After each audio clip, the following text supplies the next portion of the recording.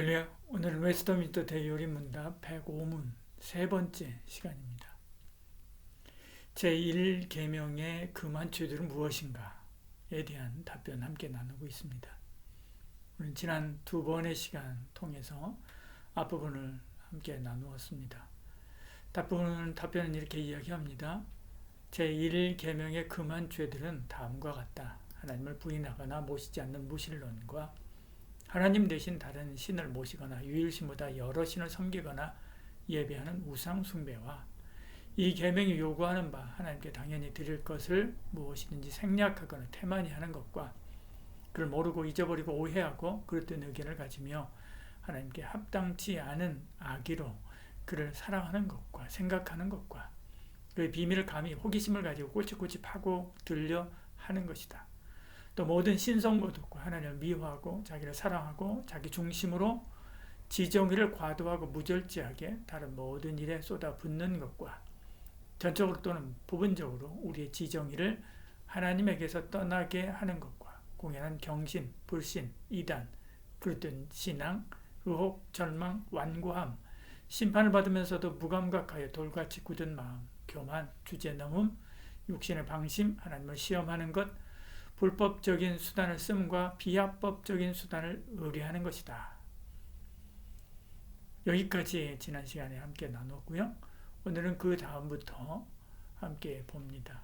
또 육에 속하는 기쁨과 향락에 빠지는 것과 부패하고 맹목적이며 무분별한 열심을 가지는 것과 미지근하여 하나님의 일에 대하여 죽음과 하나님에게서 멀어짐과 배교하는 것과 성도들이나 천사들 혹은 다른 어떤 피조물에게 기도하든지 종교적 예배를 드리는 것과 마귀와 의논하며 그의 암시에 귀를 기울인 것과 사람들을 우리 신앙과 양심의 주로 삼는 것과 하나님과 그의 명령을 경시하고 경멸하는 것과 하나님의 영을 대항하고 슬프게 하고 그의 경륜에 대해 불만스러워하고 참지 못하며 우리에게 주신 재난에 대하여 어리석게 하나님을 원망하는 것과 우리들의 됨됨이나 소유나 능히 할 수 있는 어떤 선에 대한 칭송을 행운, 우상, 우리들 자신 또는 어떤 다른 피조물에게 돌리는 것이다.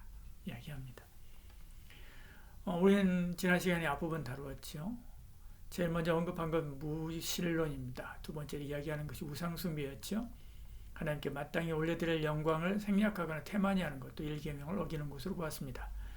하나님을 잘못 아는 것도 1계명을 어기는 것이고요. 악의를 가지고 하나님을 조사하는 것, 하나님보다 자기를 사랑하는 것도 1계명을 어기는 것으로 보았습니다.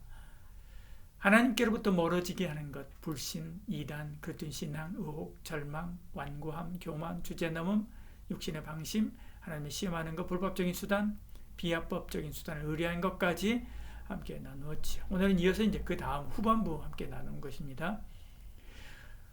또 육에 속한 기쁨과 향락에 빠지는 것과 그렇게 이야기합니다. 세속적인 기쁨과 즐거움을 추구하는 것을 말하는 거죠. 기쁨과 즐거움을 추구하는 것은 나쁜 것이 아닙니다. 하나님도 기뻐하라 라고 말씀했지요. 그러나 기쁨을 위해서 그릇된 방법을 사용하거나 그 자체가 목적이 되어서는 안 되는 거죠.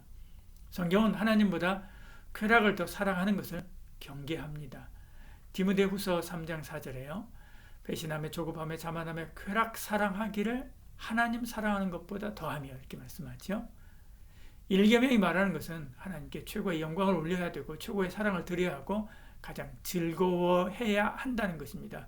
그러므로 쾌락을 하나님보다 더 사랑하는 것은 1계명을 위반하는 것이지요. 답변 이어서 이야기합니다. 부패하고 맹목적이며 무분별한 열심을 가지는 것과 이야기합니다. 열심을 가지는 것, 열심을 다해서 하나님을 섬겨야 되죠. 열심히 산다고 다 좋은 것이 아니듯이요. 열심히 하나님을 섬긴다고 다 좋은 것은 아닙니다. 바울을 보십시오. 그는 예수를 만나기 전부터 열심히 특심이었던 사람이었죠. 그러나 열심히 많은 그리스도인을 잡아오게 가두었습니다. 갈라디아 교회에 들어온 거짓 교사들이 열심히 주를 섬긴다고 섬겼습니다. 그러나 교회 분열을 일으키려는 잘못된 열심으로 그들은 살았지요. 갈라디아 4장 7절 이렇게 말씀하죠. 17절에요. 그들이 너에게 열심을 내는 것은 좋은 뜻이 아니요. 오직 너희를 이간시켜 너희로 그들에게 대하여 열심을 내게 하려 함이라 이렇게 말씀하죠. 잘못된 열심, 부패한 열심입니다. 하나님께가 아니라 자기에게로 초점을 맞추어서 자기로 끌어오려고 하는 것이기 때문에 그렇죠. 또한 맹목적인 열심도 있습니다. 주님은 어떤 사람들이 하나님을 섬긴다고 하면서 너희를 죽이고 핍박할 것이다 라고 말씀했습니다. 요한복음 16장 2절에 이렇게 말씀하죠. 사람들이 너희를 출교할 뿐만 아니라 때가 이르면 무릇 너희를 죽이는 자가 생각하기를 이것이 하나님을 섬기는 일이라 하리라 이야기하죠. 그들은 거짓 교사들이나 교리를 맹목적으로 믿고 따라서 그 일을 하는 것입니다. 무분별한 열심은 무엇이 옳은지 그른지 모르고 그저 열심히 하는 것이죠. 내가 증언하노니 그들이 하나님께 열심히 있으나 올바른 지식을 따르는 것이 아니니라 이렇게 말씀합니다. 바른 믿음이 아니고는 하나님을 기쁘시게 하지 못합니다. 바른 믿음 없이 행하는 모든 것은 죄다. 로마 14장 23절 이렇게 말씀하고 있는 것을 보죠. 그러니까 성경을 바로 알고 하나님을 바로 알고 그 뜻대로 살아야 되고 그 뜻대로 열심을 내야 되는 것입니다. 미지근하여 하나님의 일에 대하여 죽음과 답변 이어서 이렇게 이야기합니다. 하나님의 일과 죽음에 대해서 미지근하다라고 하는 것은 무관심하다 하는 것이죠. 교회는 참석하지만 교회를 통해서 하시는 일에 대해서 전혀 상관하지 않습니다. 헌금도 선교도 전도도 하지 않습니다. 그저 교회에 오고 가고 예배하는 것으로 만족하지요. 이것은 하나님을 바로 믿는 것이 아닙니다. 살았다고 하지만 죽은 믿음이지요. 요한계시록 3장 1절 이렇게 말씀합니다. 사다교회의 사자에게 편지하라. 하나님의 7영과 7뼈를 가지신 이가 이르시되 내가 내 행위를 아노니 내가 살았다 하는 이름은 가졌으나 죽은 자로다 이렇게 말씀합니다.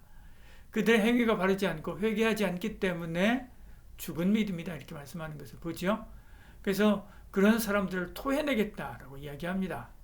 너희가 이같이 미지근하며 하여 뜨겁지도 아니하고 차지도 아니하니 내 입에서 너를 토하여 버리리라 이렇게 말씀합니다. 그들을 책망하고 징계하면서 하시는 말씀이 열심을 내라, 회개하라, 바로 서라 그렇게 이야기하죠. 요한계시록 3장 19절에요. 물론 내가 사랑하는 자를 책망하여 징계하노니 그러므로 내가 열심을 내라, 회개하라 라고 이야기하는 것입니다. 그리고 그 다음에 하시는 말씀이요. 내가 문 밖에서 두드리노니 내 음성을 듣고 문을 열면 내가 들어가서 내가 그와 함께 먹고 마시며 살겠다라고 하는 그 유명한 요한계시록 3장 20절의 말씀을 합니다. 한마디로 미지근한 신앙은 참 신앙이 아닙니다. 주님과 함께하는 신앙이 아니지요. 그것은 모양만 있는 신앙입니다. 그러니까 19절 후반절에 회개하면 내가 들어가 너와 함께하겠다 20절에 그렇게 말씀하고 있는 것입니다. 미지근한 신앙은 약한 신앙이 아닙니다. 불신앙에 가깝다고 볼 수가 있는 거지요. 답변 이어서 이야기합니다. 하나님에게서 멀어짐과 배교하는 것과 라고 이야기합니다. 이것은 앞서 말한 냉담 신자와 또 차원이 다릅니다. 그들은 교회에 아예 나오지 않는 가난한 신자와 신앙을 버린 사람들, 그들을 말하는 거죠. 물론 하나님께서 한번 택한 사람은 완전히 하나님을 떠나지 못합니다. 그러나 이스라엘 백성이 하나님을 떠나고 돌아오기를 반복하며 거듭 징계를 받았던 것처럼 하나님을 떠나고 돌아오고 하는 그런 과정에서 수많은 시험과 연단과 책망과 징계를 받는 것이지요. 이사야는 그들을 부패한 자다 그렇게 말씀했습니다. 이사야서 1장 4절에요. 슬프다. 범죄한 나라요. 허물진 백성이요. 행악의 종자요. 행위가 부패한 자식이로구나. 이로다. 그들이 여호와를 버리며 이스라엘의 거룩하신 일을 만홀히 여겨 멀리하고 물러갔도다. 이렇게 말씀하죠. 그러면서 얼마나 더 매를 맞아야 정신을 차리겠느냐. 이어서 1장 5절에 이야기합니다. 어찌하여 매를 더 맞으려고 폐역을 거듭하느냐. 온 머리는 병들었고 온 마음은 피곤하였으며 이렇게 말씀하죠. 한 번뿐인 인생입니다. 하나님 앞에서 매번 징계를 받고 돌아오기를 반복하면서 생을 허비할 것인가? 아니면 하나님께 열심을 내며 주의 뜻을 이루는 삶을 살 것인가? 생각해야 되는 거죠. 우리의 결국은 하나님 품입니다. 이왕 믿고 천국 가는 거 주를 위해서 열심을 내다 가야 하는 거죠. 답변에서 이야기합니다. 성도들이나 천사들 혹은 다른 어떤 피조물에게 기도하든지 종교적 예배를 드리는 것과 라고 이야기합니다. 다른 피조물에게 종교적 예배를 드리는 것을 말하는 거지요. 어떤 뛰어난 인물을 만날 때 우리는 그를 숭배하려고 하는 그런 마음이 있습니다. 우리나라에도 관우 장군의 사당이 있죠. 당연히 부처를 모시는 절도 있습니다. 단군을 모신다는 신전도 있죠. 조상신을 섬기는 사당도 있습니다. 이것은 다 사람을 숭배하는 것이죠. 근데 이 대상이 위대한 믿음의 인물이 될 수도 있습니다. 뛰어난 믿음의 인물을 사모해서 숭상의 대상으로 세우려고도 하는 거죠. 바울이 루스드라에서 장애인을 고쳐주니까 사람들이 깜짝 놀랍니다.